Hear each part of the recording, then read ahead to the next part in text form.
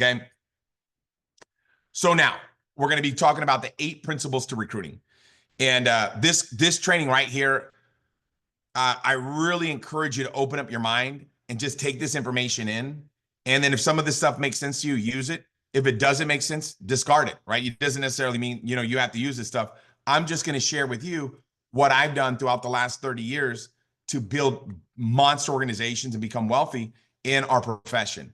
And this information is going to really help you out. Remember, when I got started, man, I was working at a go-kart track, right? I was a high school dropout, never graduated high school, was homeless, living on a schoolhouse or living on my friends' couches, wherever I could find a place to crash. And when I got involved in this industry of direct selling, I took it serious, right? I was like, I want to learn how to do this. Because when they told me that the income's unlimited, I thought, man, if I could learn how to do this, this would be great. And, the first 6 months were really a learning curve for me. And then once I learned how to recruit, that's when everything changed for me, right? My next, in my first year, I ended up making 147,000. This is back 30 years ago, man. It was unbelievable to see my life change. And then I said, man, I got to help everybody else do the same thing, and just started. And that's the stuff I'm going to talk about in creating momentum. Next week, you'll love that training on creating momentum. But let's talk about the 8 principles of recruiting, right? The first principle is understanding the 4 phases, right? There's 4 phases to our business, and let's get into it and what that looks like. So understanding the 4 phases of our business, the first thing is this. We all know to become a team leader, you only need 3 senior manager legs, right? You only need 3. But what I always teach people to do is to build 10 legs of senior managers, right? You want to build. So you might hit team leader with 3 or 4 legs, but you want to keep building and build that rock solid foundation, because it's not about getting a position. It's not about earning a rank. It's about getting a big giant check, right? And I know some of you are like, well, Tim, I'm not really money motivated, but here's what I can tell you is if you become wealthy, even if you don't want to be, and you make a lot of money, and maybe that's not really what you're interested in doing, you can help other people that might be interested in becoming successful. But if I don't know how to swim, I don't know how to teach people how to swim. So the reason why I'm so fired up right now and focused on making $1 million a month is so I can help other people do it. But if I don't do it, I can't teach it, right? So when you look at building Riman, understand, even though you might hit team leader with 3 or 4 or 5 legs, you want to make sure you build that rock solid foundation and build 10 senior manager legs, okay? That's really what I always encourage people to do. So let's talk about the 4 phases of learning. Understand this. This is so big to understand. New talent, okay? New talent is the way to thrive. It's kind of like, in the book, The First Year Network Marketing, right? They say that new blood is the lifeblood. New blood is the lifeblood of every business, right? You've got to be having new people coming into your organization. So I always think about this, right? What if sports teams stop recruiting, right? What if the NFL draft just happened a couple of days ago? What if people are like, no, we're not going to pick nobody. We're cool. Like, okay, you know what? We've got the Kansas City Chiefs on the clock.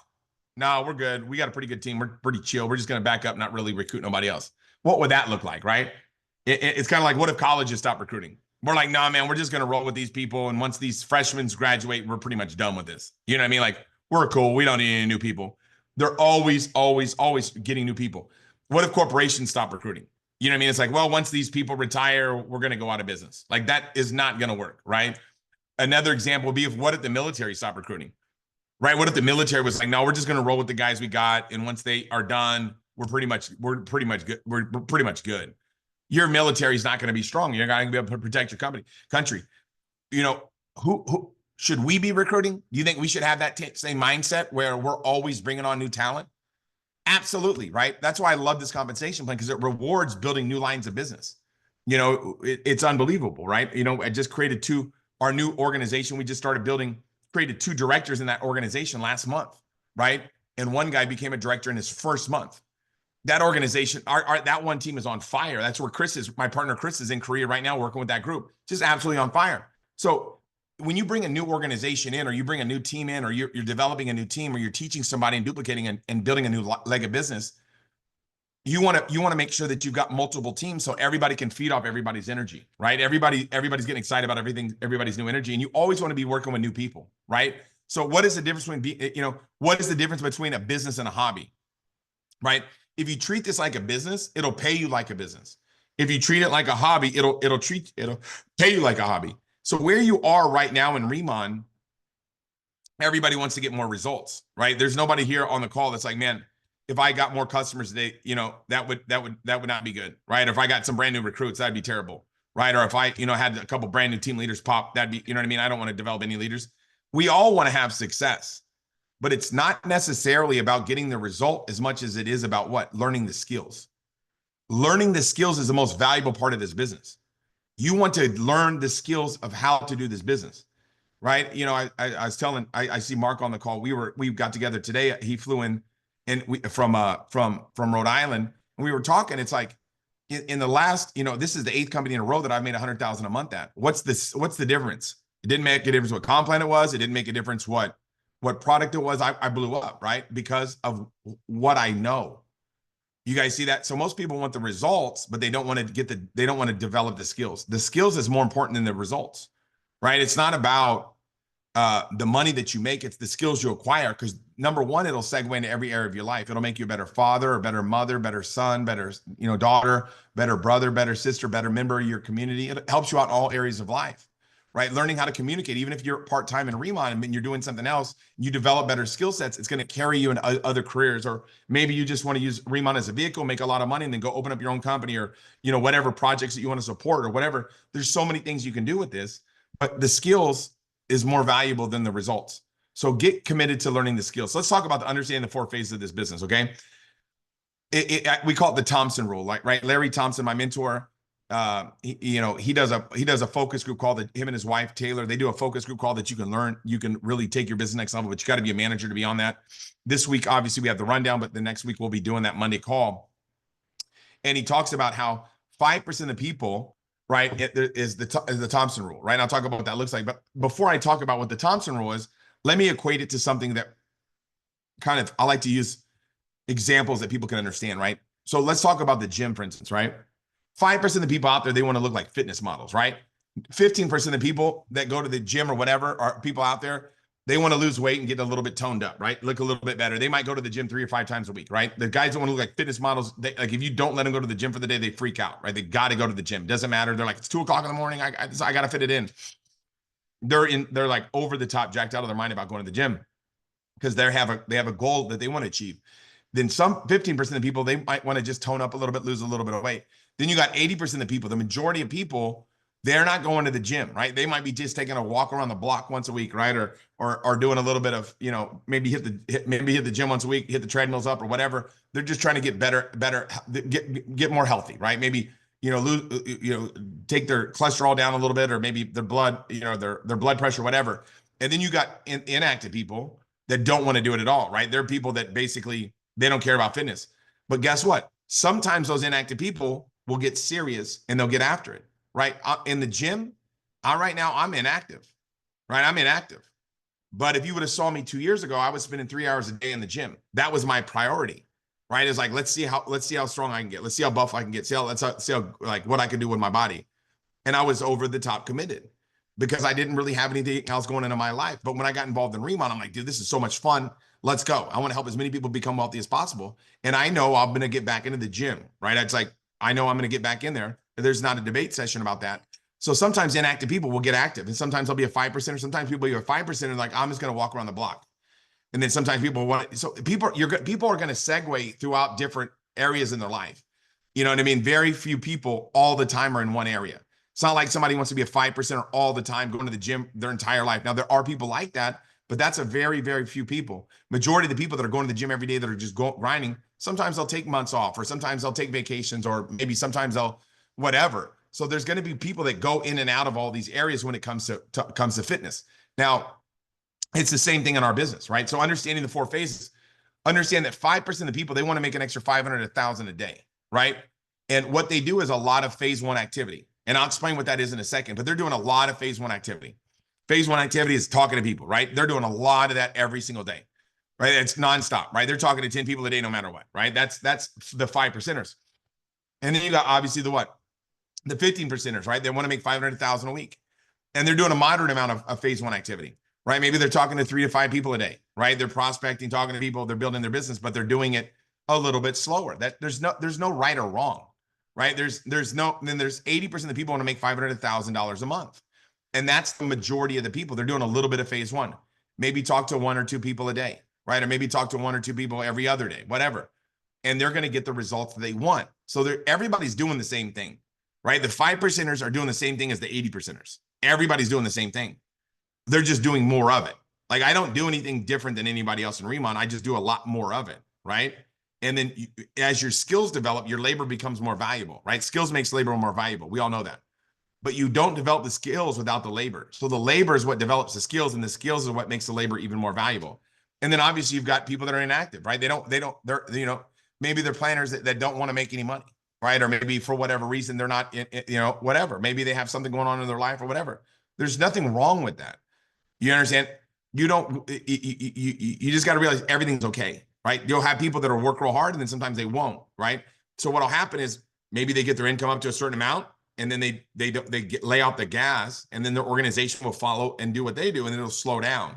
So I like to lead by example until I got at least 5 people in my organization in different lines making 100,000 a month. Once I get 5 people making 100,000 a month, then I know I can take my foot off the gas, right? But until I get people making the type of, doing what I've been able to do here in Riman, I'm not going to take my foot off the gas. It's kind of like an elephant doesn't know he's an elephant until he gives birth to an elephant. How does a kangaroo know he's a kangaroo when he gives birth to a kangaroo, right? So you're not really I'm not a national director until I create national directors, right? I wasn't a team leader until I developed team leaders. I wasn't really a director until I created directors. Why? Because once you develop something that you've done, you've duplicated yourself. And now it's like, okay, that's what I am, right? Okay. So if you're a leader, you're not really a leader until you develop other leaders, right? It's the same thing. So it's always understanding the Thompson rule. The majority of the people just want to make a little bit of money. So when I got started, I just wanted to make a little bit of money. And then once I started making a little bit of money, I wanted to make more. I want to make more. So sometimes people climb that ladder of success.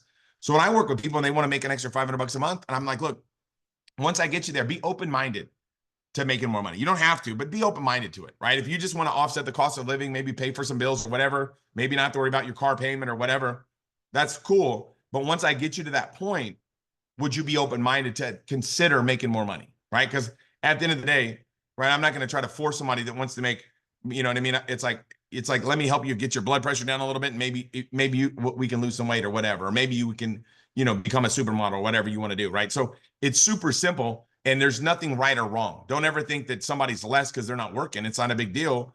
The time might come where they step up, right? So understanding the 4 phases of network marketing. Let's talk a little bit about it. Phase 1 is do it, sharing the story. How many times a day are you telling the story, right? When you're telling the story, you're leading by example, you're excited, you're attractive, people are attracted to you, your business is growing. So when you're in phase 1, your organization is growing. Why? Because you're doing the right activity. You're doing the right activity. And your team's going to do what you do, not what you say, right? So you don't have to push a rope. You just got to lead by example. And if you're leading by example, talking to people, what is your team going to do? They're going to do the same thing, right? When you become a phase 2, that's whenever you take your foot off the gas, right? You stop doing the phase 1 activity.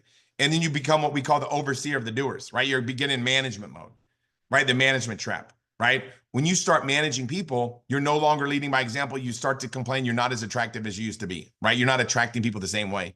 And your business is not growing anymore. So when you're phase 1, your business organization is growing. And when we get to phase 2, your business stops growing because you're not leading by example anymore.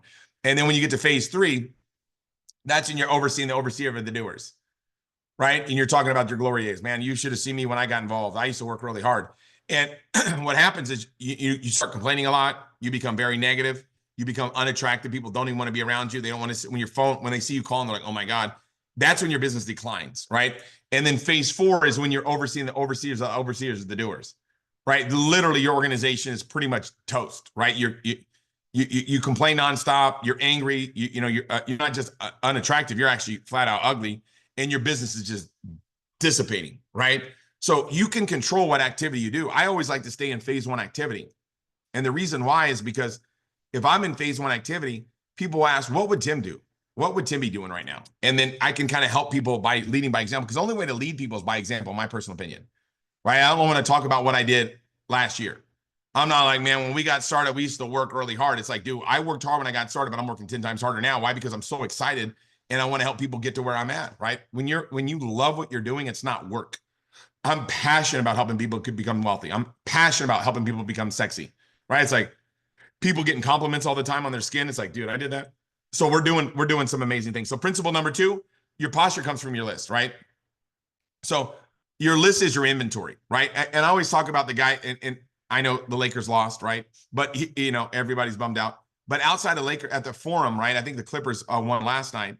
But outside of the Forum, I think it's called the Forum. I think it's called the Forum. It was Staples Center, excuse me. not the Great Western Forum. That was a long time ago. But anyways, your list is your inventory. So imagine the guy that sells the bacon wrap hot dogs that everybody loves. And you go outside a Laker game and he didn't know how many buns he has, right? And he just looks, he's like, oh, I'm out of buns. I'm out of buns. So the dude's out of buns. What he can't make any money, right? So if you own a business, even if it's a small business selling bacon wrap hot dogs, guess what? You got to know your inventory. Your list is your inventory in our business, right? So if your list is 10, if your list is 10 and somebody says no, you're devastated, right? If your list is 100 and somebody says no, you're not devastated. Why? Because you have a lot more inventory, right? So your list is growing daily, okay? And when somebody says no, get a referral from them, right? If your list is growing daily and somebody says no, you don't care. If my list is growing fast and I'm getting referrals from people whenever they don't want to get started in the business, I get a referral from them, I'm not concerned when somebody says no. I added 10 to my list and 2 people said no, it doesn't matter to me. But remember, when somebody says no, no is just not now. So I'll give an example. When I sign people up, right, I want to help them make a list. So they have posture. They have confidence. So if people get started in your organization, you help them make a list, you're setting them up for success, right? You're setting them up for massive success. So let me talk a little bit more about this list, okay? Here's some reminders when building your list, okay? Here's some reminders when building your list. And I'm going to show you guys this. I think this will help a lot, okay? Is reminders when building your list, okay? Never prejudge, right? The ones you think will, won't. The ones you think will get started won't. And the ones that you think won't get started will get started, okay? Always remember that. Never prejudge. Nobody, if you knew me, you wouldn't even want to bring me to the meeting, right? You're like, oh my God, people are going to think a certain way if I bring that bum to the meeting, right? But somebody brought me to the meeting, okay? And then obviously recruit up, NC Dart, network, credibility, desire, attitude, resources, teachability. So when I get somebody started, I'm going to go through their list and find out basically who their NC Dart is. So the first thing when we're making our list is like, who's your networkers? Who do you know that have done networking before? I want to talk to them right away, right? Because if at one point in their career, they believed in this industry, once they see how different we are than everybody else, they're going to want to get started, right? Those are the first people I'm going to want to approach with them on their list. Then people that have credibility. People that have credibility, that's the people that I'm looking for. People that have a burning desire, that want to win, I'm looking for those people. People with a good attitude, I want to get those people in the business. People with resources that can afford to get started and get some products so they can become successful, I want to get them started. People that are teachable and coachable, that's the most important thing, right? I want to find teachable people, right? And then obviously, the best people are going to come from referrals, right? Commit to growing your list daily. Your list should always be growing, okay? And you want to show your list to your team. People are going to do what you do, not what you say, right? So if you don't have a list yet, you really haven't started in the business. Somebody might say, well, Tim, I'm a team leader already. What are you talking about? I haven't gotten started. You haven't got started on your true potential. If you don't have a list, you've got to have a list. And I always tell people, my mentor told me a list of 100. So I just did that, right? So let's talk a little bit about your posture.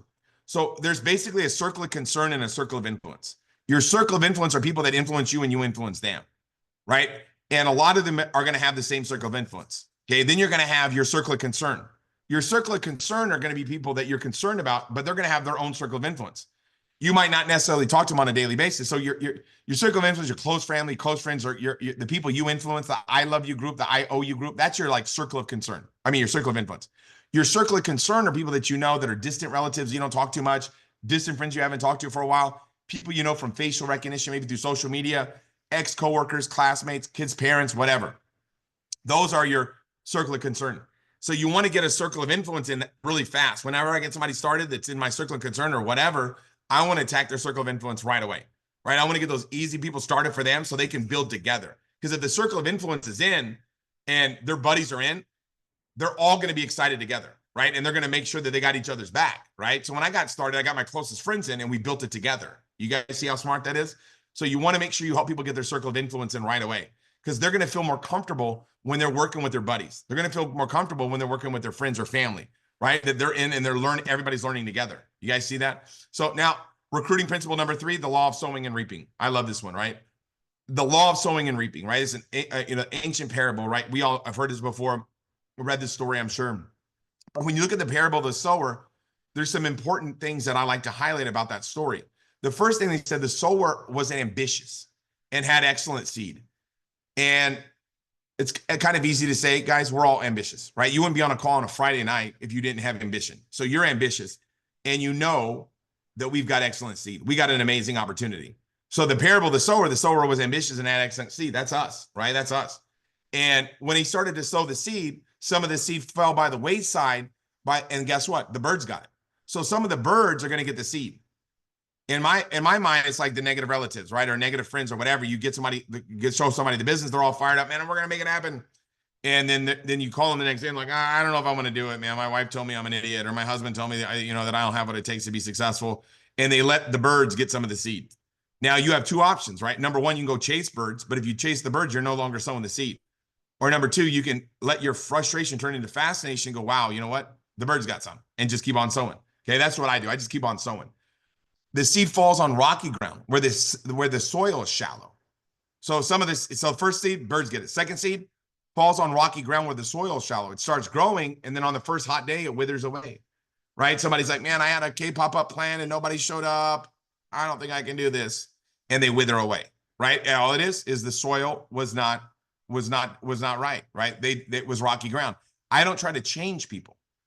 I just kind of notice it and say, hey, that's the way it is. So the sower kept on sowing the seed, and then the seed fell on thorny ground, right? They started growing, and then the thorns got it. And then what happened, right? Thorns are in my mind is when you start getting somebody started, and they're like, another Zoom? I'm part-time, right? How can I be getting on a Zoom? It's like, you're part-time. You've got to get on the Zoom, right? You know what I mean? You're not full-time. You've got to leverage the Zooms because you're not available to be able to do calls all day long. You've got to leverage Zoom. What do you mean you're not going to be able to get on a Zoom, right? Oh, man, you know what? I was on a Zoom last week. I got to get on another one. I already know what to do. It's like the thorns, right? Man, I can't be jumping on a Zoom. I got, the backyard fence is sagging and the dogs are about to get loose. I can't let the dogs run loose, right? And you can hear the thorns just choking them, right? It's like next. And then what happens, right? Then finally, the seed falls on good ground. And in parentheses, if you're taking notes, you want to write down, it always does. It always does. If you share a good idea long enough, it will fall on the right people. The right people are going to see it. But it's how many seeds are you planting? If you plant one seed and you sit back and you wait for that seed, or even worse, right? You get your seed ready and you're like, man, you know what? And then you're just like getting ready to get ready. Right? Oh my God, man. And you're ready. Aim. Me, I'm fire ready, aim, right? It's like, I'll start firing and then figure out where we need to aim.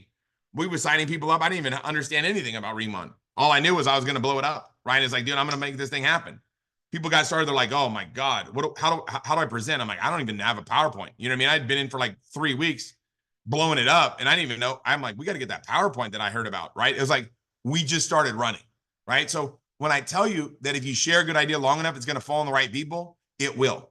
And if you just keep sowing the seed, don't worry about the seed that's thorny. Don't worry about the shallow ground. Don't worry about the birds. Just keep on sowing and you're going to find the good people, right? It always will.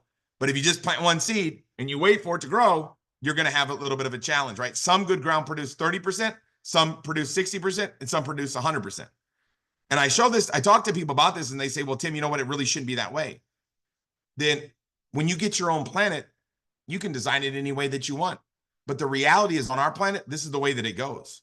So you just keep on sowing. And some of the time you'll get big producers. Some of the time you'll get little producers. Just keep on sowing. So that's the key to the sowing and reaping. And here's another thing that I like to talk about is this. We have the easy part. We don't have to grow the tree. We just got to plant the seed, right? God does the hard part. We don't have to grow the tree. What if I gave you a seed and said, hey, make a tree out of this? You'd be like, whoa, right? We don't have to come up with the soil, the sun, the rain, and all the sunshine, all that stuff that it takes to create a tree. All we got to do is what? The easy part, which is what? Plant. And God says, don't tell me your need, right? Don't give me your need, give me your seed, right? If you're like, man, I need a harvest come fall, the ground's going to be like, yo, you got to plant, right? If you want a good harvest come fall, you got to plant in the springtime. You got to plant. Now is planting time, right? If you want to have a good harvest, we got to plant now, right? So that's the key. So now recruiting principle number 4 is the recruiting mindset, okay? And I'm going to kind of go over these a little bit faster. Look at everybody as they have help me written on their forehead. That's a big one, right? When you're working with people and you're introducing the business to people, you're not getting them started for what's in it for you. It's not transactional, it's relationship. It's about helping them out. People right now more than ever before are looking for a way to supplement their income. It's our ability to be able to introduce the business to people. How do we do that? Understand that we're giving people the opportunity. What if my brother-in-law would have never got me started in this industry back 30 years ago? You know what I mean? Like, I'm pretty sure I wouldn't even be around anymore, right? I was so off track, it was unbelievable. So the reason why I tell you that, if he thought enough of me to share it with me, because he was worried about me and my future. I'm not telling you to go after, people like me that are bums, right? Be like, oh my God, let's go to LA where all the bums are. Let's go get them all. All I'm saying is this, is sometimes people whose life looks perfect isn't perfect, right? Maybe they have a lot of money, but they don't have a lot of free time. Maybe they have a lot of free time, but they don't have a lot of money. Or maybe they basically, they don't have a lot of challenges, right? I got involved in Riman not because I needed any more money. I got involved in Riman because what? I want to build a $10 billion a year company. Danny said, hey, we could take this thing to 10 billion. I said, all right, bro, let's go. Like, that's what got me into it, is the challenge of doing it, right? I didn't have to do another business, right? But I got involved because of the big picture to be able to do something I never done, right? Dexter Yeager's organization, he's the biggest network, biggest organization, network marketing. His organization is about $2.6 billion a year.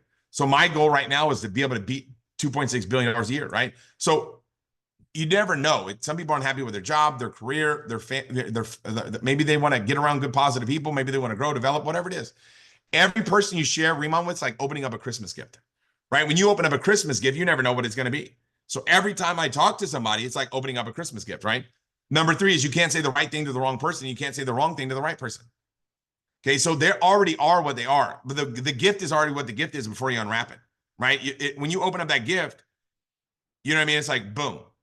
Whatever was in there was already in there, right? So you just got to find out. We got to find out people that see if they're interested. The more you say about the opportunity, the more they're going to judge. The less you say, the less they judge, right? You don't want to fire hose somebody. Somebody comes over your house and, man, I'm thirsty. Can I get some water? And you're like, sure. And you break out a fire hose. It's a little bit too much, right? Some people call it verbal diarrhea, right? And then number 5 is TTMP, right? Talk to more people. Talk to more people. That's literally what I do. Talk to more people. So when I get done talking to more people, what I do? Talk to more people. You understand, the secret to this business is not just keep it a secret. Talk to more people, okay? So here's another one that I think a lot of you will like, okay? And this is obviously number 6, is people are going to be more impressed by your height of enthusiasm than your depth of knowledge, okay? I don't know everything. I don't know a lot. But guess what I do know? I do know where I'm going. And that's what's going to get people excited, right? If you know everything about the products, you start talking about that. I know a lot more about the products than I say. I don't know about that. I don't know about that. I don't know about that. Why? Because it's not knowledge that gets people attracted to you. It's where you're going, right? So it's the excitement level that you have about your future. So people are going to be more impressed by your height of enthusiasm and your depth of knowledge. Always remember that successful inviting is based on timing that talent. A lot of the top people that I've built that I've recruited into the organization, Christy Belliston, right? Everybody's favorite presenter. She was one of the first contacts that we went, my wife and I jumped on a plane and went to go talk to her and her husband, Ryan, right when we got involved. And she said no. And she said no, and she said no, and she said no. And every week I followed up. And then finally the timing was what? Right. And she jumped on board, right? So you never know. Robert Nunn, another one. He was the first presentation that Chris and I went to go do. He didn't get started right away, right? He was getting ready to launch another company. He went in that direction and he's like, oh my God, this is terrible. This company is like, doesn't have it together. Came over here, blew Riman up. So you never know where somebody's at in their life. And just because somebody says no doesn't mean no forever. It means not now. Follow up with me, right? So spend 1 minute with 100 people, right? Not 100 minutes with one person. You're looking for the lookers, right? You're looking for people that are looking for you. Because always remember that professionals sort, amateurs convince, right? If you're flipping through a deck of cards, you're looking for an ace and you pull a jack out and you're looking for an ace, you're not going to tell that jack, hey, pull it together, buddy. You've got what it takes to be an ace. You're just going to keep on flipping, okay? Facts tell, stories sell.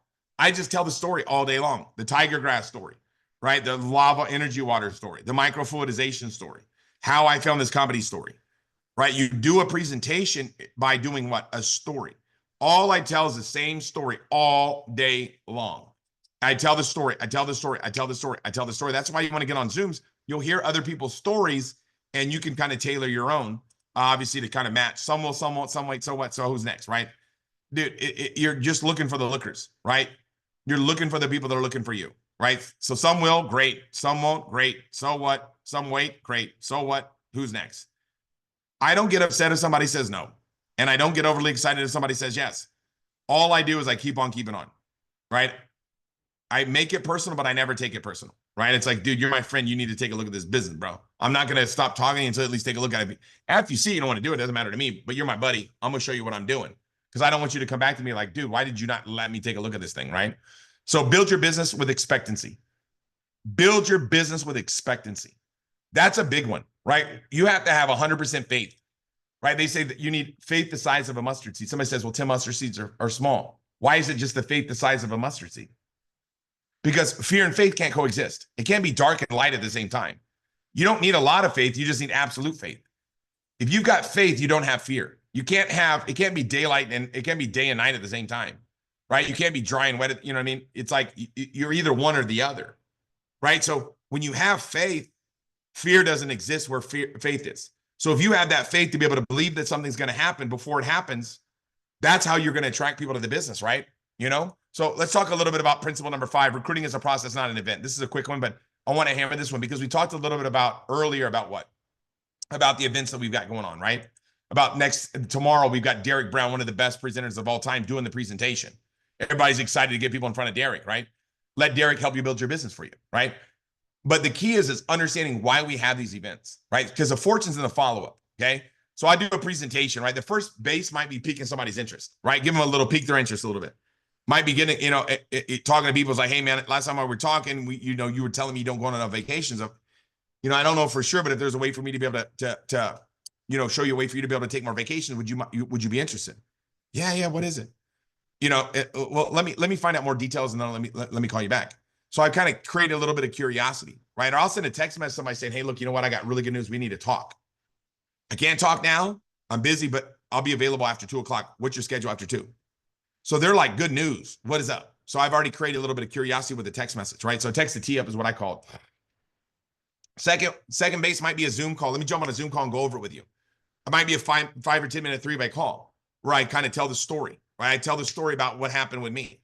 When I jump on a Zoom, I'm not always going straight to the PowerPoint and pitching. You understand? I'm doing what, right? A lot of times I won't even do that. I'll just get on the phone with people, find out what's up with them, find out how they are in their life, find out what makes them tick, find out what they're fired up about, and then what I do, right? Then I might get them on another Zoom call, right? And get them all jacked about Riman, tell the story, and then get them on another exposure, right? Where they can learn 100% information. Maybe I bring them to a pop-up, right? Maybe I get them to a demo, whatever, but it's multiple exposures, right? It's not about hitting home runs. It's about getting people on base and then moving them along the base. So I might get somebody to pop up or glow up or demo, right? Whatever it might be. I might throw it on their hands at a Starbucks. It doesn't matter. And then fourth base might be a connection call, an orientation or opportunity call. It doesn't matter. But I'm rounding the bases. You understand? It's always about that next event. So it's not about show somebody Riman and then, they said they're going to get started, so they're going to get started and explode. No, you've got to keep getting them exposed to the information. Some of you guys, this is your 3rd, 4th, 5th exposure, right? And you're getting new great knowledge out of this, right? And thank God somebody told you about this call. So it's all about multiple exposures. Every time there's something going on, you've got people that are in the pipeline. You've got to keep moving them along the bases, even if they get started. Somebody might get started after my first initial Zoom, but I still got to show them, demonstrate the products to them. I still got to do a connection call with them. I still got to get them on an orientation. I still got to work with them. So you're always about multiple exposures, the fortunes that follow. Recruiting principle number 6, make everything the issue but yourself. Okay. This is so big. Okay. All I do is I understand that trust plus respect equals success. Okay. And what I do is when I got started in network marketing, my friends all trusted me and loved me, but they didn't respect me, right? Because they knew I was homeless. So what I did is I teed up a third-party expert. And a lot of you are like, Tim, I'm already successful. I don't need to tee up an expert. You need to get yourself out of the way because maybe they don't know you as a skincare beast, right? Or a direct selling beast or whatever, right? So you always want to make everything that you're but yourself. So this is you have a trust between you and your prospects. Then you build up the respect for another third-party expert. For me, when I got involved, it was just my brother-in-law. All I did was talk about my brother-in-law. That's all I talked about. So it's realizing that it's the same type of thing. You want to create a third-party expert, okay? And understand the higher the level of edification you create, the higher the level of influence will be, okay? So you want to think, do you want an ego or a paycheck, right? Ego or a paycheck. I don't want people to look up to me. I want people to look up to the products and look up to themselves. I'm trying to get myself out of the way. So you want to make everything an issue but yourself. When you're doing something, you're always teaching somebody else how to do it, right? Even when you're recruiting somebody, you're showing them how to do it because whenever they get started, and if you do it the right way, they're going to be like, oh my God, that's what you did with me. So now your organization is going to duplicate even faster. Do you guys see that? And then and here's the biggest thing is How you bring them in is how you bring them up. So how you recruit somebody is going to determine what they do, right? If you sign people up the right way, it's going to duplicate.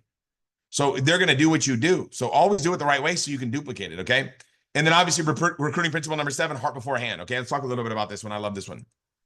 And we'll talk more about next week. We're going to get into the 7 steps of momentum. That thing, or the 7 laws to creating momentum. That training is going to get you lit on fire. But I want to make sure you guys are starting to do more talking to people this week so you can get a couple new people in so you can get them on the Friday night training, and then we can really kick off the momentum for you. So to help somebody get what they want, first you got to know what they're looking for, right? Have you ever seen somebody at their house, they're looking for something, right? They're looking, either opening up drawers or looking under the couch or sticking their hands in the couch. And you're like, dude, let me help you. And you start helping them look. How are you going to help them find what they're looking for if you don't first find out, right? So the first thing about helping understand, our job is to help people get what they want. That's what we do. My job is to help people get it, whatever it is that they want out of Riman. So how do I do that? First, I got to know what it is that they're looking for, right? So number 2 is what? Discover the why. Discover why they want the what they want. Okay, discover why they want the what they want. So once you find out what they want, you got to find out why they want it. See, for me, when I got involved in network marketing, I was so poor for so long. Once I started to taste money and I started to be successful, I was like, dude, I don't ever want my family to have to live the life that I've lived. I don't want my family to have to live on top of a schoolhouse or live on friends' couches and be poor. I want to be able to not just make a lot of money, but I also want to be an example to teach them how to become successful as well. You guys see that? So it's super simple, right? You want to make sure you discover why they want what they want, okay? Number 3 is what? Become a master of form, family, occupation, recreation, and money. Focus on family, occupation, recreation, and money. Number 4 is what? We're not recruiting people. We're making new friends. I've got friends and people that I haven't made friends with yet, right? And then number 5 is care more about the person than you do about the transaction. It's all about the person. It's about making sure they become successful. So the last recruiting principle, number 8, people want to see that you believe. So let me put this all out there. People are going to be afraid not to join you when they know that you know where you're going. People are going to be afraid not to join you when they know that you know where you're going. Help them get the biggest starter set, right? When I get somebody started, boom, I'm going straight for the biggest starter set. Why? Because it shows them that I believe, right? It shows them I'm serious, right? Hesitation is what creates doubt. So you got to be confident. If you're like, so do you want to get started tomorrow? Dude, let's get you in right now. Let's get you dialed in. Let's get your, we got to hurry up and get your username before someone else takes it, right? Let's get you dialed in. Winners love objections, okay? I did an overcoming objections training. It was fire, right? It's so good. Everybody told me, man, that was their favorite. Cushions are the most important part about overcoming objections. I'm not going to get into cushions right now, but people want to see that you believe, right? Ask a question and listen. You got 2 ears and a mouth for a reason. You want to listen, but you've got to have that confidence that you're going to the top. Confidence is contagious, but so is lack of confidence. So you got to know no matter what, you're going to make it happen. People want to see that you believe, right? People want to see that you believe. Let me give you a little bit more details on this. When you're walking somebody over the prospective planner bridge, right? So right whenever I've shown somebody the presentation, I said, hey, what'd you like best about what you see? And they're like, man, I like the money. I like the products. I'm like, okay, cool, man. Well, let's get you rocking and rolling with us, dude. Let me show you how to fill out this. And if I'm with them in person, boom. If not, I'll pull it up and I'm gonna walk you through it, right? Get on a screen share. Let me show you how to walk this thing through. And I'll walk them through how to sign up, right? And then I use an assumptive close, right? Let's get you rocking and rolling with us. Let's get your username before somebody else takes it. And boom, right? We start the sign up process. And then once they have an objection, then I isolate that objection. I say, okay, so the only thing slowing you down from getting started right now is the fact that you want to talk to your wife. Am I right? Oh, yeah. Okay, cool. Well, I totally know how you feel, right? I understand exactly where you're coming from, right? I've been married for 26 years, now it's been, damn near 30 years, but I've been married forever. And it's like, look, most important thing in my life is my relationship. But one thing that I do know is what? It's easier to beg for forgiveness than ask for permission, right? So now I overcome the objection. Let's get you rock and roll. And your wife's not going to be upset if you're looking more sexy and you're making more money, right? And then boom, let's go and receive payment, get them started. So I just do this. The overcoming objections training, I do a better job at talking about all this. I don't have time to get into it tonight, but I want to just kind of let you guys know it's all about your confidence, knowing where you're going. And it's about love for the products. If you love the products, you love the results you're getting, and you transfer that emotion, you're going to get a new customer, right? If you have a love for the opportunity and you transfer that emotion, you're going to get a brand new planner, right? And I relax. I know I spelled transfer wrong. Okay, relax. If you love working the business and you transfer that emotion, you're going to motivate your team. So if you love the products and you get other people to love you share your emotion, your excitement, you're going to get a new customer. If you love the opportunity and you transfer that emotion, you're going to get a new planner. If you love working and sharing this business with people and you share that emotion, your team members are going to get excited and go to work, right? So the last thing I'm going to share with you guys is this, right? Is make a commitment that says, I'm going to the top of the mountain, right? I'm going to the top of the mountain. You go from planner to manager, right? I'm going to talk about it next week in momentum. That's the magic of creating momentum. I'm going to talk about that, but I don't want to get too ahead of myself because I want you to wait for that one. How do you get to the top? You got to focus on getting people from planner to manager. Once you become a manager making factory, your organization is going to grow like wildfire through a dry brush field. There's a national director and a team leader is they have more managers, right? What's the difference between a director and it's all about creating more managers. Why? Because when somebody goes manager, they go senior manager all the time, right? But its key is getting planner to manager. That's the most important job that we've got to do. So you've got to decide right now that, look, I'm going to go to the top. I'm going to make it happen. I'm going to be a success. How do you do that? Make a commitment. Saturday, we got an amazing presentation. Derek Brown's going to bring it. Christy Bellis and everybody, Christy and Renee, they're going to be rocking it on Monday. Get 5 guests on Saturday, and then get 5 more guests on Monday, and have your people that you brought on Monday. I mean on Saturday, have them get guests on Friday. And you want to create a manager ASAP. If you're not a manager, you got to first thing is create yourself as a manager. If you've got somebody in your organization, right, it's like you got to get them to manager. And what you want to do right now is you want to get yourself qualified for team leader in May. This moment in time right now, it'll never be recreated again. This moment in time, it'll never be duplicated again. Next week, I'm going to be talking about the 7 laws of creating momentum. That training is going to ignite everybody's momentum. You don't want to let your team miss out, okay? You don't want to let your team miss out. And some of you right now are brand new. You're like, I need to get a team so I don't let them miss out. So let's make a decision in our mind, make a decision in our heart right now that says, hey, I'm going to the top. I'm going to make it happen. I'm going to be a success. I'm going to win. Over, under, or through, guess what? I'm going to make it happen. Nothing can stop me. Nothing can get my way. Over, under, or through. I'm going to the top. I'm going to be a success, man. I'm going to make my goals and dreams become a reality. I'm going to start talking to people right now like never before. I'm going to start recruiting people right now like never before. I'm going to get out of my comfort zone. I'm giving it everything that I got. I'm going to make a commitment right now, and I'm going to make sure that no matter what, nothing can stop me. Nothing can get my way. Over, under, through. I'm going to have 5 guests on that Saturday overview. I'm going to have 5 guests on that Monday overview. Okay. I'm going to create a manager ASAP, man. I'm going to get myself the team leader right now. I'm giving it everything that I got. This moment in time right now that we're experiencing, it'll never be recreated again. It'll never be duplicated again. And we got to make up a decision right now in our commitment in our heart that says, this is it. This is my time to become a success. This is my time to go to the top. Nothing can stop me, man. I'm going all out massive action. I'm going to start sharing this business with everybody, man. If somebody comes within 3 feet of me, bam, I'm talking to them, man. I'm talking to everybody because I'm not going to let this moment in time slip through my fingertips. This is my time. This is my chance. I'm going all out massive action, and I'm going to impact so many people's lives and help them become a success. So with that being said, thank you guys for joining. Hopefully you guys got some value. I promise you guys, you're going to love next week's training. We got a great one planned out. 7 laws of creating momentum. Appreciate you guys. Love you guys. See you guys at the top. Let's make it happen, everybody. Let's do it together. Thanks.